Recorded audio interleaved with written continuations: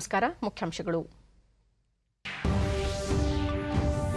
ರಾಜ್ಯದಲ್ಲಿ Nipah virus ತಡೆಗೆ ಕೇರಳ ಗಡಿ ಭಾಗದಲ್ಲಿ ಕಟ್ಟೆಚ್ಚರ, ಅಗತ್ಯ ಕ್ರಮಕ್ಕೆ ಮುಖ್ಯಮಂತ್ರಿ ಬಸವರಾಜ ಬೊಮ್ಮಾಯಿ ಸೂಚನೆ. ಕೈಗಾರಿಕಾ ಸ್ನೇಹಿ ವಾತಾವರಣ, ವಿದೇಶಿ ನೇರ ಬಂಡವಾಳ ಹೂಡಿಕೆಯಲ್ಲಿ ರಾಜ್ಯಕ್ಕೆ ಅಗ್ರಸ್ಥಾನ, ಸಚಿವ ಮುರುಗೇಶ್ ನಿರಾಣಿ.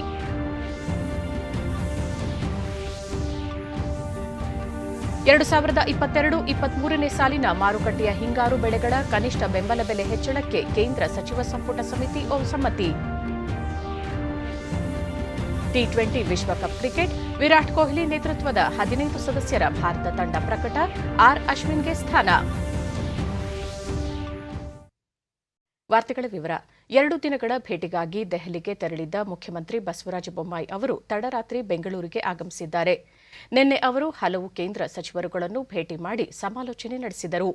ಕೌಶಲ್ಯಾಭಿವೃದ್ಧಿ, ವಿದ್ಯುನ್ಮಾನ ಮತ್ತು ತಂತ್ರಜ್ಞಾನ ರಾಜ್ಯ ಸಚಿವ ರಾಜೀವ್ ಚಂದ್ರಶೇಖರ್ ಅವರನ್ನು ಭೇಟಿ ಮಾಡಿ ರಾಜ್ಯದಲ್ಲಿ ಎಲೆಕ್ಟ್ರಾನಿಕ್ ಹಾರ್ಡ್ವೇರ್ ಪಾರ್ಕ್ ಸೇರಿದಂತೆ ಹಲವು ವಿಷಯಗಳ ಕುರಿತು ಚರ್ಚಿಸಿದರು. ಬಳಿಕ ಕೇಂದ್ರ ಭೂ ಸಾರಿಗೆ ಮತ್ತು ರಾಷ್ಟ್ರೀಯ ಹೆದ್ದಾರಿ ಖಾತೆ ಸಚಿವ ನಿತಿನ್ ಗಡ್ಕರಿ ಅವರಿಗೆ ಉಪನಗರ ವರ್ತುಲ ರಸ್ತೆ, ಹೆದ್ದಾರಿಗಳ ಅಭಿವೃದ್ಧಿ ಸೇರಿದಂತೆ ವಿವಿಧ ಯೋಜನೆಗಳ ಕುರಿತು ಮನವಿ ಸಲ್ಲಿಸಿದರು.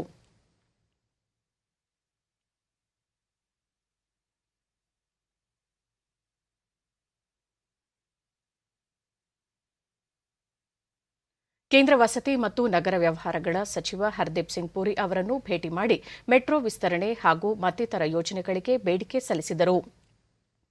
ಹಡಗು, ಜಲಸಾರಿಗೆ, ಆಯುಷ್ ಖಾತೆ ಸಚಿವ ಸರ್ಬಾನಂದ್ ಸೋನೋವಾಲ್ ಅವರೊಂದಿಗೆ ಚರ್ಚೆ ನಡೆಸಿದರು. ಬಿಜೆಪಿ ರಾಷ್ಟ್ರೀಯ ಅಧ್ಯಕ್ಷ ಜೆಪಿ ನಡ್ಡಾ ಅವರನ್ನು ಸಹ ಭೇಟಿ ಮಾಡಿದ ಮುಖ್ಯಮಂತ್ರಿ ಇತ್ತೀಚೆಗೆ ನಗರ ಪಾಲಿಕೆಯಲ್ಲಿ ಬಿಜೆಪಿ ಮೇಲುಗೈ ಸಾಧಿಸಿರುವುದನ್ನು ವಿವರಿಸಿದರು.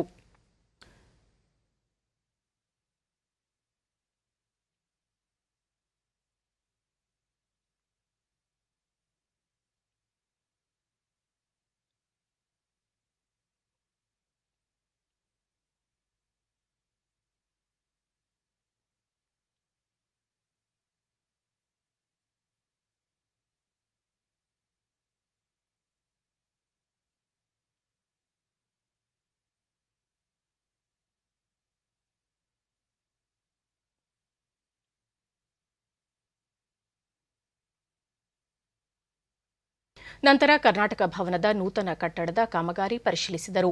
ಬಳಿಕ ಮುಖ್ಯಮಂತ್ರಿ ನಿಫಾ ವೈರಸ್ ಹರಡದಂತೆ ಕೇರಳ ಗಡಿ ಭಾಗದಲ್ಲಿ ಕಟ್ಟೆಚ್ಚರ ವಹಿಸಿದ್ದು ಮತ್ತಷ್ಟು ಬಿಗಿ ಕ್ರಮಗಳನ್ನು ಕೈಗೊಂಡಿರುವುದಾಗಿ ತಿಳಿಸಿದರು. ಸಚಿವರಾದ R Ashoka, V Somanna, C C Patil, Govinda Karjol, ಸಂಸದ ಶಿವಕುಮಾರ್ ಉದಾಸಿ, ಸರ್ಕಾರದ ಮುಖ್ಯ ಕಾರ್ಯದರ್ಶಿ ಪಿ ರವಿಕುಮಾರ್, ಹಿರಿಯ ಅಧಿಕಾರಿಗಳಾದ ಅಮಿತಾ ಪ್ರಸಾದ್, ಮಂಜುನಾಥ್ ಪ್ರಸಾದ್ ಮತ್ತಿತರ ಹಿರಿಯ ಅಧಿಕಾರಿಗಳು ಮುಖ್ಯಮಂತ್ರಿಗಳ ನಿಯೋಗದಲ್ಲಿದ್ದರು. ಧಾರವಾಡ ಜಿಲ್ಲೆ ಬೇಲೂರು ಕೈಗಾರಿಕಾ ಪ್ರದೇಶದಲ್ಲಿ ನಿರ್ಮಿಸಲಾಗಿರುವ ನೂತನ ಅಗ್ನಿಶಾಮಕ ಠಾಣೆಯನ್ನು ಗೃಹ ಸಚಿವ ಆರಗ ಜ್ಞಾನೇಂದ್ರ ನಿನ್ನೆ ಉದ್ಘಾಟಿಸಿದರು. ಈ ವೇಳೆ ಶಾಸಕ ಅಮೃತ ದೇಸಾಯಿ ಮತ್ತಿತರರು ಉಪಸ್ಥಿತರಿದ್ದರು.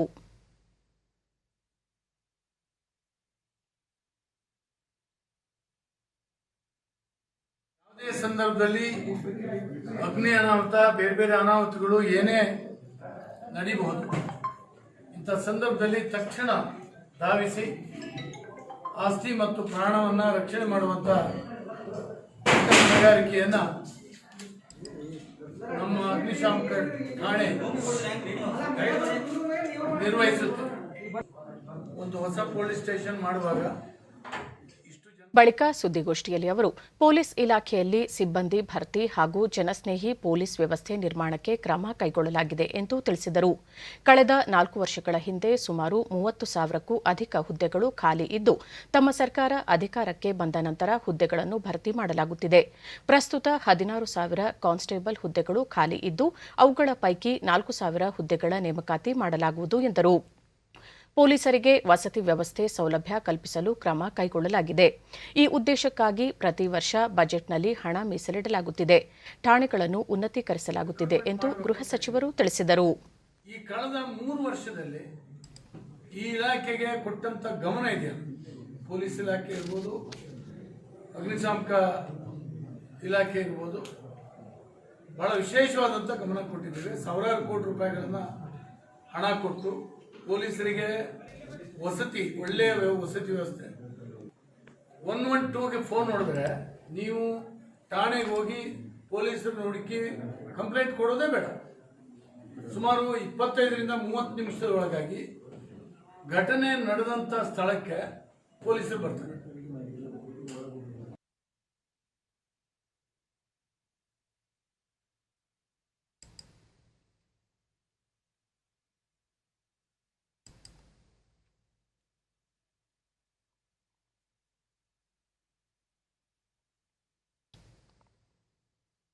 ಸಮಾಜ ಕಲ್ಯಾಣ, ಹಿಂದುಳಿದ ವರ್ಗ ಮತ್ತು ಪರಿಶಿಷ್ಟ ಪಂಗಡಗಳ ಕಲ್ಯಾಣ ಇಲಾಖೆಗಳ ವಿವಿಧ ಯೋಜನೆಗಳ ಬಗ್ಗೆ ಗ್ರಾಮ ಪಂಚಾಯಿತಿ ಜನಪ್ರತಿನಿಧಿಗಳಿಗೆ ಮಾಹಿತಿ ನೀಡುವ ಅಂತ್ಯೋದಯ ಕಾರ್ಯಾಗಾರಕ್ಕೆ ಸಚಿವ ಕೋಟಾ ಶ್ರೀನಿವಾಸ ಪೂಜಾರಿ ಉಡುಪಿಯಲ್ಲಿ ನಿನ್ನೆ ಪ್ರಾಯೋಗಿಕವಾಗಿ ಚಾಲನೆ ನೀಡಿದರು.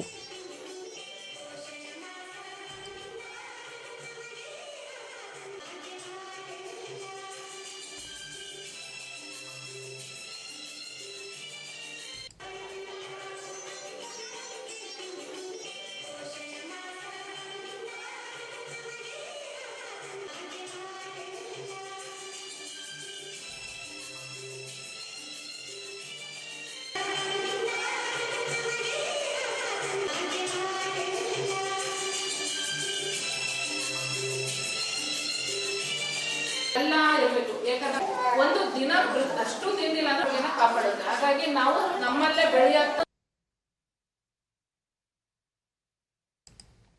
ಬಳಿಕ ಅವರು ಸರ್ಕಾರದ ಯೋಜನೆಗಳನ್ನು ಪಾರದರ್ಶಕವಾಗಿ ತಲುಪಿಸುವ ನಿಟ್ಟಿನಲ್ಲಿ ರಾಜ್ಯದ ಎಲ್ಲ ಜಿಲ್ಲೆಗಳ ಪಂಚಾಯತಿ ಜನಪ್ರತಿನಿಧಿಗಳಿಗೆ ಮಾಹಿತಿ ನೀಡಲಾಗುತ್ತಿದೆ.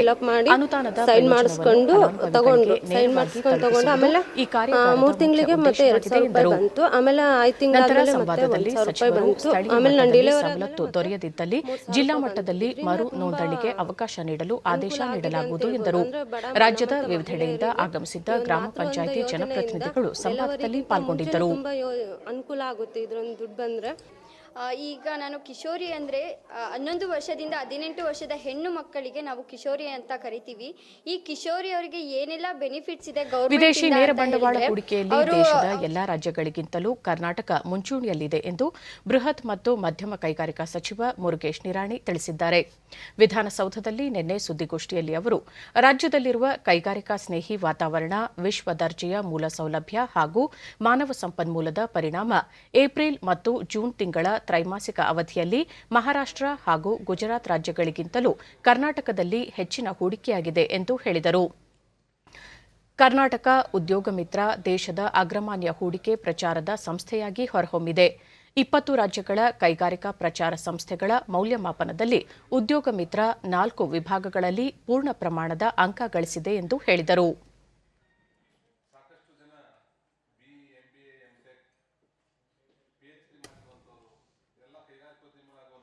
ಸರ್ಕಾರಿ ಮತ್ತು ಅರೆ ಸರ್ಕಾರಿ ಕೆಲಸಗಳ ಮೇಲೆ ಅವಲಂಬನೆ ಆಗಲಾರ್ದೇನೆ ಸ್ವತಃ ಅವರೇ ಉದ್ಯಮದಾರ ಆಗಬೇಕು, ಮತ್ತೊಬ್ಬರಿಗೆ ಉದ್ಯೋಗ ಕೊಡುವಂತವ್ರು ಆಗಬೇಕು ಅನ್ನೋ ನಿಟ್ಟಿನಲ್ಲಿ ಅವರಿಗೆ ರಾಜ್ಯ ಮತ್ತು ಕೇಂದ್ರ ಸರ್ಕಾರದ ಸವಲತ್ತುಗಳನ್ನು ಕೊಡುವಂಥದ್ದು, ಅದನ್ನು ತಿಳುವಳಿಕೆ ಕೊಡುವಂಥದ್ದು, ಆ ಪ್ರತಿಯೊಂದು ಜಿಲ್ಲಾವಾರು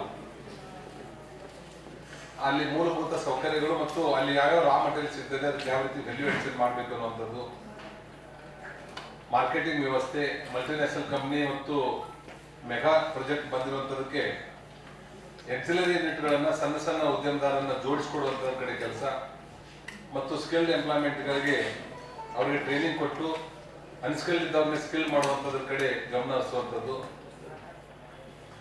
ಸ್ಟಾರ್ಟ್ಅಪ್ ಇಂಡಿಯಾ, ಸ್ಕಿಲ್ ಇಂಡಿಯಾ ಮತ್ತು ಮೇಕ್ ಇನ್ ಇಂಡಿಯಾದ ಕೇಂದ್ರ ಸರ್ಕಾರದ ಯೋಜನೆ ಅದು ಅನ್ಎಂಪ್ಲಾಯ್ಮೆಂಟ್ ಕೈಗಾರಿಕಾ ಉದ್ದೇಶಗಳಿಗೆ ನಿವೇಶನ ಪಡೆದು ಬಳಕೆ ಮಾಡದೇ ಇರುವ ಅಥವಾ ಅನ್ಯ ಉದ್ದೇಶಕ್ಕೆ ಬಳಸಿರುವ ಕುರಿತು ಸಮೀಕ್ಷೆ ನಡೆಸಲಾಗುತ್ತಿದೆ. ನಿಯಮ ಉಲ್ಲಂಘಿಸಿದವರಿಗೆ ನೋಟಿಸ್ ನೀಡಲಾಗುತ್ತಿದ್ದು, ನಿಗದಿತ ಕಾಲಮಿತಿಯೊಳಗೆ ಉತ್ತರ ನೀಡದಿದ್ದಲ್ಲಿ ಮತ್ತೊಂದು ನೋಟಿಸ್ ಜೊತೆಗೆ 15 ದಿನಗಳ ಗಡುವು ನೀಡಲಾಗುವುದು. ನಂತರವೂ ಯಾವುದೇ ಪ್ರತಿಕ್ರಿಯೆ ಇಲ್ಲದಿದ್ದಲ್ಲಿ ಸರ್ಕಾರದಿಂದ ನೀಡಲಾಗಿರುವ ಕೈಗಾರಿಕಾ ನಿವೇಶನಗಳನ್ನು ಹಿಂಪಡೆಯುವುದಾಗಿ ಸಚಿವರು ತಿಳಿಸಿದರು. ಗಮನದಲ್ಲಿಟ್ಟುಕೊಂಡು ಅನುಭವಗಳನ್ನ ಮತ್ತೆ ಈ ಬಾರಿ 2022ಕ್ಕೆ ಇನ್ವೆಸ್ಟ್ ಕರ್ನಾಟಕ ಜಾಗತಿಕ ಬಂಡವಾಳ ಹೂಡಿಕೆದಾರರ ಸಮಾವೇಶವನ್ನ ಅಂದಾಜು ನವೆಂಬರ್ದಲ್ಲಿ ದಿನಾಂಕವನ್ನ ಸನ್ಮಾನ್ಯ ಮುಖ್ಯಮಂತ್ರಿಗಳು ಮತ್ತು ವಿವಿಧ ಈ ಅಸೋಸಿಯೇಷನ್ದವರ ಒಂದು ಸಲಹೆಯನ್ನು ಪಡೆದು ಬರುವ ಒಂದು ವಾರದಲ್ಲಿ ನಿರ್ದಿಷ್ಟವಾದ ದಿನಾಂಕವನ್ನ ಘೋಷಣೆ ಮಾಡಲಾಗುವುದು. ಇವತ್ತೊಂದು ಬಹಳ ಸಂತೋಷದ ವಿಷಯ, ಈ ತ್ರೈಮಾಸಿಕದಲ್ಲಿ ನಮ್ಮ ದೇಶದಲ್ಲಿ ನಾವು 4ನೇ ಸ್ಥಾನದಲ್ಲಿ FDIದಲ್ಲಿದ್ದೇವೆ. ಜವಳಿ ವಲಯದಲ್ಲಿ 10,683 ಕೋಟಿ ರೂಪಾಯಿ ಪ್ರೋತ್ಸಾಹಧನ ನೀಡುವ ಯೋಜನೆಗೆ ಕೇಂದ್ರ ಸಚಿವ ಸಂಪುಟ ಸಮ್ಮತಿಸಿದೆ. ಪ್ರಧಾನಿ ನರೇಂದ್ರ ಮೋದಿ ಅಧ್ಯಕ್ಷತೆಯಲ್ಲಿ ನಿನ್ನೆ ನಡೆದ ಸಚಿವ ಸಂಪುಟ ಸಭೆಯಲ್ಲಿ ಈ ನಿರ್ಣಯ ಕೈಗೊಳ್ಳಲಾಗಿದೆ. ಸಭೆಯ ನಂತರ ಸುದ್ದಿಗೋಷ್ಠಿಯಲ್ಲಿ ವಿವರ ನೀಡಿದ ಕೇಂದ್ರ ವಾರ್ತಾ ಮತ್ತು ಪ್ರಸಾರ ಖಾತೆ ಸಚಿವ ಅನುರಾಗ್ ಸಿಂಗ್ ಠಾಕೂರ್, ಅತಿ ಹೆಚ್ಚು ಉದ್ಯೋಗಾವಕಾಶ ಒದಗಿಸಿರುವ ಜವಳಿ ವಲಯವನ್ನು ಜಾಗತಿಕವಾಗಿ ಸ್ಪರ್ಧಾತ್ಮಕಗೊಳಿಸುವ ನಿಟ್ಟಿನಲ್ಲಿ 5 ವರ್ಷಗಳ ಅವಧಿಗೆ 10,683 ಕೋಟಿ ರೂಪಾಯಿಯ ಉತ್ಪಾದನೆ ಆಧಾರಿತ ಪ್ರೋತ್ಸಾಹಧನ PLI ನೀಡಲಾಗುವುದು ಎಂದರು. और इकोनॉमीज ऑफ स्केल को देखते हुए वैश्विक वस्त्र व्यापार में भारत का अपना प्रभुत्व और बढ़े, उसके लिए इस निर्णय को किया गया है. कुल मिलाकर 5 वर्षों में 10,683 करोड़ रुपया, 5 वर्षों में 10,683 करोड़ के मूल्य के प्रोत्साहन मुहैया कराए जाएंगे. प्रत्यक्ष तौर पर 7.5 लाख से ज़्यादा लोगों को इसका रोजगार के अवसर पैदा होंगे और अप्रत्यक्ष तौर पर लाखों लोगों को रोजगार मिल पाएंगे. उसको ज्यादा प्राथमिकता ಜವಳಿ दी जाएगी. ಸಚಿವ ಪಿಯೂಷ್ ಗೋಯಲ್, साथ ही ಪ್ರಾಚೀನ साथ ಕಾಲದಿಂದಲೂ जितना ಭಾರತೀಯ रोजगार ಅರ್ಥವ್ಯವಸ್ಥೆಯಲ್ಲಿ बढ़ाने ಜವಳಿ ವಲಯ ಮಹತ್ವದ ಕೊಡುಗೆ ನೀಡುತ್ತಿದ್ದು, ಇದೀಗ ಪ್ರಧಾನಿ ನರೇಂದ್ರ ಮೋದಿ ಅವರ ಪರಿಕಲ್ಪನೆಯಂತೆ PLI ನೀಡಲು ನಿರ್ಧರಿಸಲಾಗಿದೆ. ಇದರಿಂದ ಜವಳಿ ವಲಯದಲ್ಲಿ ಹೆಚ್ಚುವರಿಯಾಗಿ ಲಕ್ಷಾಂತರ ಉದ್ಯೋಗಾವಕಾಶ ಸೃಷ್ಟಿಯಾಗಲಿದೆ ಎಂದರು.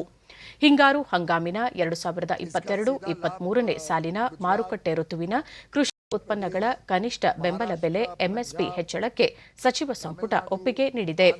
ಜವಳಿ ಉದ್ಯಮಕ್ಕೆ ಉತ್ತೇಜನ ನೀಡಲು ಉತ್ಪಾದನಾ ಆಧಾರಿತ ಪ್ರೋತ್ಸಾಹ ಯೋಜನೆ PLIಗೆ ಕೇಂದ್ರ ಸಚಿವ ಸಂಪುಟ ಸಮ್ಮತಿ ಸೂಚಿಸಿರುವುದಕ್ಕೆ ದಾವಣಗೆರೆಯಲ್ಲಿ ಜವಳಿ ಉದ್ಯಮದಲ್ಲಿ ತೊಡಗಿರುವ ಹಲವಾರು ಉದ್ಯಮಿಗಳು ಹರ್ಷ ವ್ಯಕ್ತಪಡಿಸಿದ್ದು, ಕೇಂದ್ರ ಸರ್ಕಾರದ ಕ್ರಮವನ್ನು ಸ್ವಾಗತಿಸಿದ್ದಾರೆ.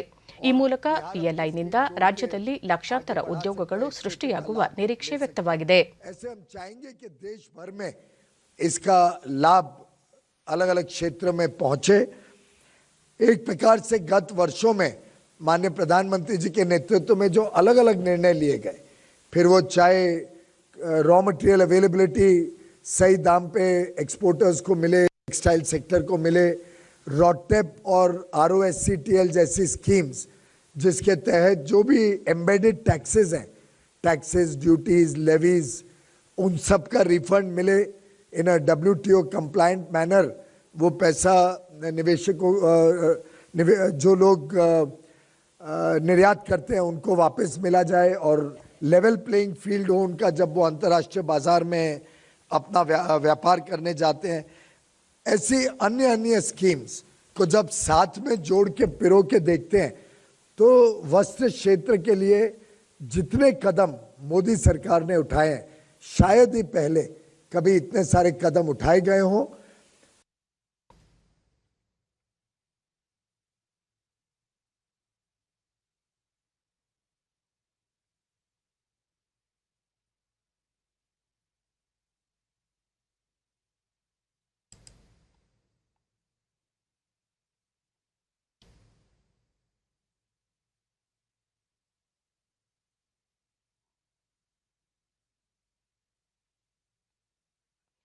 ಡಿಡಿ ನ್ಯೂಸ್ನೊಂದಿಗೆ ಉದ್ಯಮಿ ಶೇಷಾಚಲ, PLI ಯೋಜನೆಯಿಂದ ಜವಳಿ ಉದ್ಯಮಕ್ಕೆ ಬಲ ದೊರೆತಿದೆ. ಪ್ರಥಮ ಹಂತದಲ್ಲಿ 2 ರಿಂದ 3.5 ಲಕ್ಷ ಉದ್ಯೋಗಗಳು ಸೃಷ್ಟಿಯಾಗಲಿದೆ ಎಂದು ವಿಶ್ವಾಸ ವ್ಯಕ್ತಪಡಿಸಿದರು. ಇದರಿಂದ ನಮ್ಮ ಇಂಡಿಯಾದಲ್ಲಿ ಟೆಕ್ಸ್ಟೈಲಿಗೆ ತುಂಬ ಅನುಕೂಲತೆ ಆಗ್ತಾ ಇದೆ. ಹೇಗೆ ಅಂದರೆ ಹೊಸ ಎಂಟರ್ಪ್ರೈನರ್ಗೂ ಅನುಕೂಲ ಮತ್ತು ಎಕ್ಸಿಸ್ಟಿಂಗ್ ಎಂಟರ್ಪ್ರೈನರ್ಗೂ ಕೂಡ ಅನುಕೂಲ ಆಗುತ್ತೆ. ನಮಗೆ ಎಕ್ಸ್ಪೋರ್ಟ್ ಮಾಡಲಿಕ್ಕಾಗಲಿ ಅಥವಾ ನಮ್ಮಲ್ಲಿ ಇಲ್ಲಿ ಪ್ರೊಡಕ್ಷನ್ಗಾಗಲಿ ಇದರಿಂದ ತುಂಬ ಅನುಕೂಲ ಆಗುತ್ತೆ. ಇದರಿಂದ ಸುಮಾರು 2 ರಿಂದ 3 ಲಕ್ಷ ಎಂಪ್ಲಾಯ್ಮೆಂಟ್ ಕೂಡ ಕ್ರಿಯೇಟ್ ಆಗೋಂಥ ಚಾನ್ಸಸ್ ತುಂಬ ಇದೆ. ಉದ್ಯಮಿ ಕೋಮಲ್ ಜೈನ್, ತಾಂತ್ರಿಕ ಜವಳಿ ಉದ್ಯಮದಲ್ಲಿ ತೊಡಗಿಸಿಕೊಂಡಿರುವ ಉದ್ಯಮಿಗಳಿಗೆ PLI ಯೋಜನೆ ಹೊಸ ಅವಕಾಶವನ್ನು ಕಲ್ಪಿಸಿದೆ. ಉದ್ಯಮ ವಿಸ್ತರಣೆಗೆ ಹಾಗೂ ಹೆಚ್ಚಿನ ಬಂಡವಾಳ ಹೂಡಿಕೆಗೆ ಉತ್ತೇಜನ ನೀಡಲಿದೆ ಎಂದರು. ಸ್ಕೀಮು ನಮ್ಮಂಥ ಟೆಕ್ನಿಕಲ್ ಟೆಕ್ಸ್ಟೈಲ್ ಫೀಲ್ಡಲ್ಲಿ ಪ್ರಿಂಟಿಂಗ್ ಇರ್ಬೋದು, ಪ್ಯಾಕೇಜಿಂಗ್ ಇರ್ಬೋದು, ಟೆಕ್ಸ್ಟೈಲ್ ಯೂನಿಟ್ಸ್ಗಳಿರ್ಬೋದು, ಇದಕ್ಕೆ ಭಾಳ ಅನುಕೂಲ ಆಗಿದೆ. ಸೊ ಆ ಕಾರಣದಿಂದ ಇವತ್ತಿನ ಏನು ಕೇಂದ್ರ ಸರ್ಕಾರ ನಿರ್ಧಾರ ಏನು ತೊಗೊಂಡಿದ್ದಾರೆ ಅದರಿಂದ ನಮ್ಮಂಥ ಟೆಕ್ಸ್ಟೈಲ್ ಯೂನಿಟ್ಗಳಿಗೆ ಭಾಳ ಅನುಕೂಲ ಆಗಿದೆ. ಸೊ ಯಾರು ಹೂಡಿಕೆದಾರರು ಇದ್ದಾರೆ ಅವರಿಗೆಲ್ಲ ಇದು ಒಂದು ಒಳ್ಳೆಯ ಅವಕಾಶ. ಉದ್ಯಮಿ ಮಂಜುನಾಥ್, ಹೊಸ ಉಪಕ್ರಮದಿಂದಾಗಿ ರಫ್ತು ಆಮದು ವಹಿವಾಟುಗಳು ಹೆಚ್ಚಾಗಲಿದ್ದು ಇದೊಂದು ಆಶಾದಾಯಕ ಯೋಜನೆಯಾಗಿದೆ ಎಂದು ಹರ್ಷ ವ್ಯಕ್ತಪಡಿಸಿದರು. ಜಿಲ್ಲಾವಾರು ಹಾಗೂ ದೊಡ್ಡ ದೊಡ್ಡ ಸಿಟಿಗಳಲ್ಲಿ ಮಾಡಿ ಹೊರದೇಶಗಳಿಗೆ ರಫ್ತು ಮಾಡ್ತಕ್ಕಂಥ ಒಂದು ಅವಕಾಶವನ್ನು ಕೇಂದ್ರ ಸರ್ಕಾರ ಇವತ್ತು ಈ ಯೋಜನೆ ಘೋಷಣೆ ಮಾಡೋದ್ರ ಮೂಲಕ ಅವಕಾಶ ಮಾಡಿಕೊಟ್ಟಿದೆ. ಇದರಿಂದ ಸುಮಾರು ದೇಶಾದ್ಯಂತ 7.5 ಲಕ್ಷ ಯುವಕರನ್ನ ಹೊಸ ಉದ್ಯೋಗ ಸೃಷ್ಟಿ ಮಾಡೋ ನಿಟ್ಟಿನಲ್ಲಿ ಈ ಯೋಜನೆಯನ್ನು ಇವತ್ತಿನ ದಿನ ಘೋಷಣೆ ಮಾಡಿರ್ತಾರೆ. ಈ ಯೋಜನೆಯಿಂದ ನಮ್ಮ ಜಿಲ್ಲೆ ಅಥವಾ ಕರ್ನಾಟಕದಲ್ಲಿ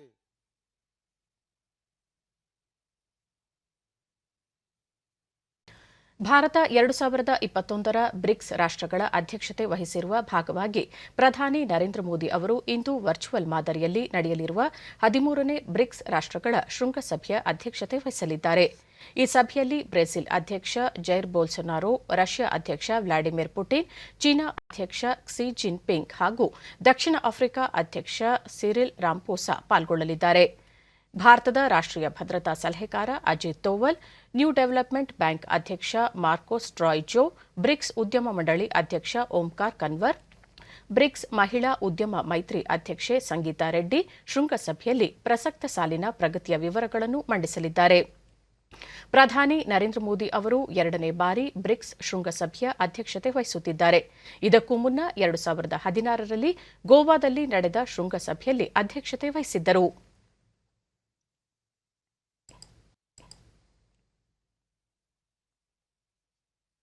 अन्येषु अपि वैश्विकेषु क्षेत्रीयेषु च विषयेषु विचाराणां 2ನೇ ಹಂತದ ಸ್ವಚ್ಛ ಭಾರತ್ ಮಿಷನ್ ಅಡಿ ಸ್ವಚ್ಛ ಸರ್ವೇಕ್ಷಣ ಗ್ರಾಮೀಣ 2021 ಕಾರ್ಯಕ್ರಮ ಇಂದು ಆರಂಭಗೊಳ್ಳಲಿದೆ. ಆಜಾದಿ ಕಾ ಅಮೃತ್ ಮಹೋತ್ಸವದ ಭಾಗವಾಗಿ ಸ್ವಚ್ಛ ಸರ್ವೇಕ್ಷಣ ಗ್ರಾಮೀಣ ಕಾರ್ಯಕ್ರಮ ದೇಶದ ಗ್ರಾಮೀಣ ಭಾಗಗಳಲ್ಲಿ ಬಯಲು ಬಹಿರ್ದೆಸೆ ಮುಕ್ತಗೊಳಿಸುವ ಉದ್ದೇಶ ಹೊಂದಿದೆ. ಈ ಕಾರ್ಯಕ್ರಮಕ್ಕಾಗಿ ತಜ್ಞ ಸಂಸ್ಥೆಯೊಂದನ್ನು ನೇಮಿಸಿಕೊಳ್ಳಲಾಗಿದ್ದು ಅದು ಗ್ರಾಮ, ಜಿಲ್ಲೆ ಮತ್ತು ರಾಜ್ಯಗಳ ಸಮೀಕ್ಷೆ ಕೈಗೊಳ್ಳುವ ಮೂಲಕ ಬಯಲು ಬಹಿರ್ದೆಸೆ ಮುಕ್ತಗೊಳಿಸಲು ಇರುವ ಮಾನದಂಡಗಳನ್ನು ಬಳಸಿ ದರ್ಜೆ ನೀಡಲಿದೆ. ದೇಶದ 698 ಜಿಲ್ಲೆಗಳ 17,475 ಗ್ರಾಮಗಳು ಸ್ವಚ್ಛ ಸರ್ವೇಕ್ಷಣ ಗ್ರಾಮೀಣ ಕಾರ್ಯಕ್ರಮಕ್ಕೆ ಒಳಪಡಲಿವೆ. ಈ ಗ್ರಾಮಗಳ ಶಾಲೆ, ಅಂಗನವಾಡಿ ಮತ್ತು ಸಾರ್ವಜನಿಕ ಆರೋಗ್ಯ ಕೇಂದ್ರಗಳು ಸೇರಿದಂತೆ 87,000ಕ್ಕಿಂತಲೂ ಅಧಿಕ ಸಾರ್ವಜನಿಕ ಸ್ಥಳಗಳಿಗೆ ತಜ್ಞ ಸಂಸ್ಥೆ ಭೇಟಿ ನೀಡಿ ಸಮೀಕ್ಷೆ ನಡೆಸಲಿದೆ.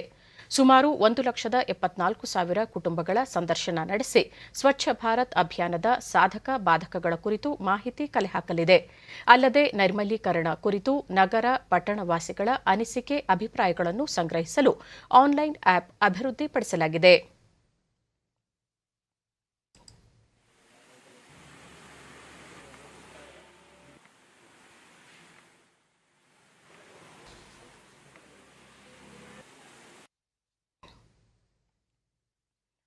ಹಿಂದೂಗಳ ಪ್ರಮುಖ ಹಬ್ಬಗಳಲ್ಲಿ ಒಂದಾದ ಗೌರಿ ಹಬ್ಬವನ್ನು ಇಂದು ಸಡಗರ ಸಂಭ್ರಮದಿಂದ ಆಚರಿಸಲಾಗುತ್ತಿದೆ. ಮದುವೆಯಾಗಿರುವ ಹೆಣ್ಣು ಮಕ್ಕಳನ್ನು ಪ್ರೀತ್ಯಾಧಾರದಿಂದ ತಂದೆ ತಾಯಿಗಳು ತವರು ಮನೆಗೆ ಬರಮಾಡಿಕೊಂಡು ವಿಶೇಷ ಆತಿಥ್ಯ ನೀಡುವುದು ಈ ಹಬ್ಬದ ವಿಶೇಷತೆಗಳಲ್ಲಿ ಒಂದು.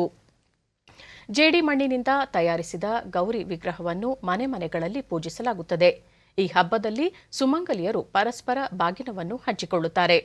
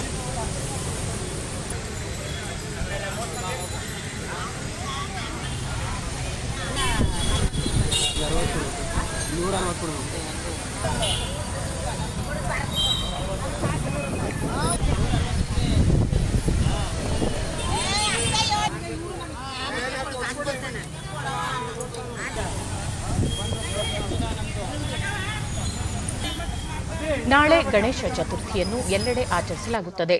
ಕೋವಿಡ್ ಹಿನ್ನೆಲೆಯಲ್ಲಿ ಈ ಬಾರಿ ಗಣೇಶ ಉತ್ಸವವನ್ನು 3 ದಿನಗಳಿಗೆ ಸರ್ಕಾರ ಸೀಮಿತಗೊಳಿಸಿದೆ.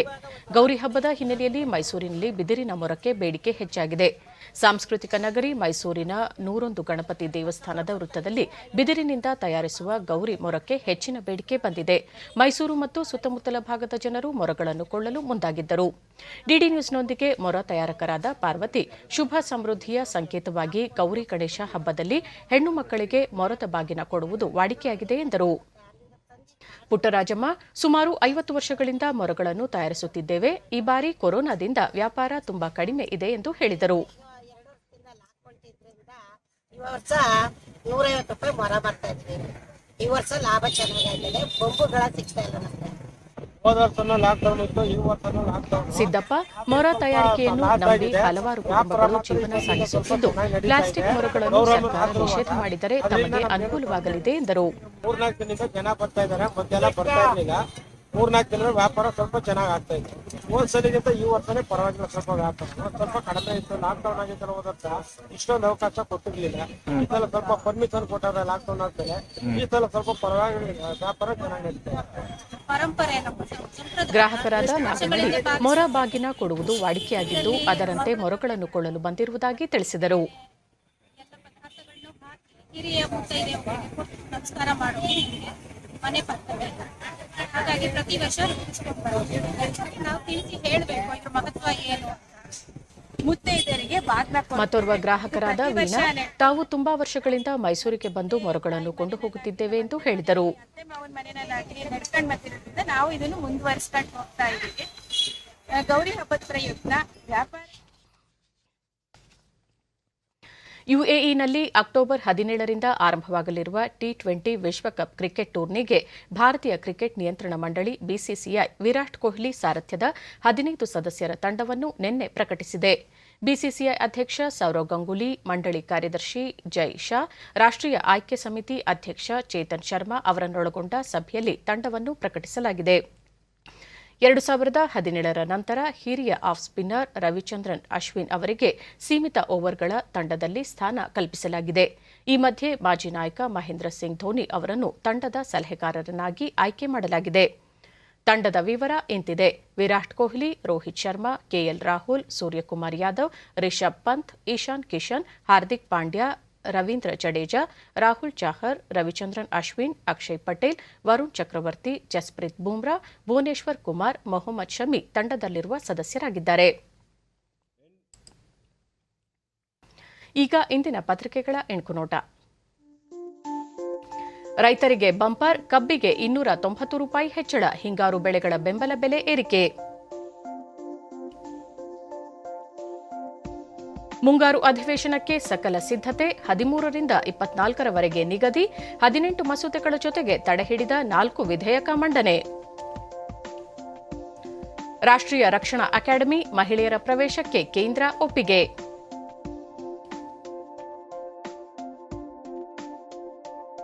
ತಾಲಿಬಾನ್ಗೆ ಲಕ್ಷ್ಮಣ ರೇಖೆ, ಅಫ್ಘಾನ್, ಪಾಕ್, ಚೀನಾ ಕೂಟದ ವಿರುದ್ಧ ಹೋರಾಟಕ್ಕೆ ಒಂದಾದ ಭಾರತ, ರಷ್ಯಾ, ಅಮೆರಿಕ. ಟಿ20 ವಿಶ್ವಕಪ್ ಆಫ್ ಸ್ಪಿನ್ನರ್ ಅಶ್ವಿನ್ಗೆ ಸ್ಥಾನ, ವಿರಾಟ್ ನಾಯಕತ್ವದ ತಂಡ ಪ್ರಕಟ, 15 ಆಟಗಾರರ ಆಯ್ಕೆ. ಇವು ಇಂದಿನ ಪತ್ರಿಕೆಗಳ ಪ್ರಮುಖ ಸುದ್ದಿ. ಉಳಿದಂತೆ ಅಂಚೆ ಮೂಲಕ ಸಮನ್ಸ್ಗೆ ಚಿಂತನೆ, ಗೃಹ ಇಲಾಖೆ ಆಧುನೀಕರಣಕ್ಕೆ ಆದ್ಯತೆ, ನೂತನ ಶಸ್ತ್ರಾಸ್ತ್ರಗಳ ಖರೀದಿ, ಶೀಘ್ರ ಸಿಬ್ಬಂದಿ ನೇಮಕ. ನಿತ್ಯ 2,000 ಮಂದಿಗೆ ಲಸಿಕೆ, 1 ಡೋಸ್ ಪೂರೈಸಿದ 80 ಲಕ್ಷ ಮಂದಿ, ಯಲಹಂಕದಲ್ಲಿ ಬೃಹತ್ ಲಸಿಕಾ ಕೇಂದ್ರ. ದಸರಾ ಗಜಪಯಣಕ್ಕೆ 13ರಂದು ಚಾಲನೆ, ಈ ಬಾರಿ ಬೆಟ್ಟದಿಂದ ಉತ್ಸವ ಮೂರ್ತಿ ಮೆರವಣಿಗೆ, 100 ಕಿಲೋಮೀಟರ್ವರೆಗೂ ವಿದ್ಯುತ್ ದೀಪಾಲಂಕಾರ. ನಗರದ ವಿವಿಧೆಡೆ ಗೌರಿ ಗಣೇಶ ಹಬ್ಬದ ಖರೀದಿ ಜೋರು, ಬೆಲೆ ಇಳಿಕೆಯೇ ಗ್ರಾಹಕರಿಗೆ ಖುಷಿ, ಮಾರುಕಟ್ಟೆಯಲ್ಲಿ ಬೆಲೆ ಇಳಿಕೆ ಖುಷಿಯೊಂದಿಗೆ ಗೌರಿ ಆಗಮನ. ಅಮೆರಿಕ ಓಪನ್, ಮೆಡ್ವೆಡೇವ್, ಸಬಲೆಂಕಾ ಜಯಭೇರಿ, 4ರ ಘಟ್ಟಕ್ಕೆ ಲೇಲ.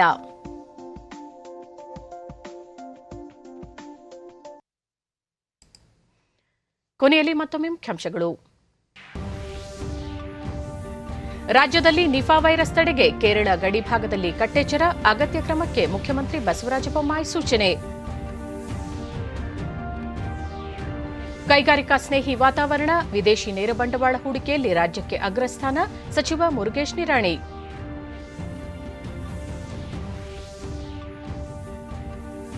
ಎರಡು 2022-23ನೇ ಸಾಲಿನ ಮಾರುಕಟ್ಟೆಯ ಹಿಂಗಾರು ಬೆಳೆಗಳ ಕನಿಷ್ಠ ಬೆಂಬಲ ಬೆಲೆ ಹೆಚ್ಚಳಕ್ಕೆ ಕೇಂದ್ರ ಸಚಿವ ಸಂಪುಟ ಸಮಿತಿ ಸಮ್ಮತಿ. ಟಿ20 ವಿಶ್ವಕಪ್ ಕ್ರಿಕೆಟ್, ವಿರಾಟ್ ಕೊಹ್ಲಿ ನೇತೃತ್ವದ 15 ಸದಸ್ಯರ ಭಾರತ ತಂಡ ಪ್ರಕಟ, ಆರ್ ಅಶ್ವಿನ್ಗೆ ಸ್ಥಾನ.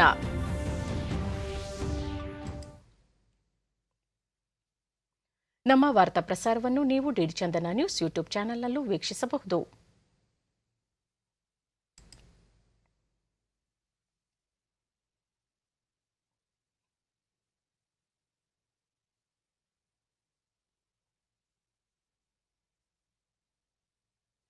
ವ್ಯಕ್ತಿಗತ ಅಂತರ ಕಾಪಾಡಿಕೊಳ್ಳುವುದರೊಂದಿಗೆ ನೀವು ಸುರಕ್ಷಿತವಾಗಿರಿ, ನಿಮ್ಮವರನ್ನು ಸುರಕ್ಷಿತವಾಗಿರಿಸಿ.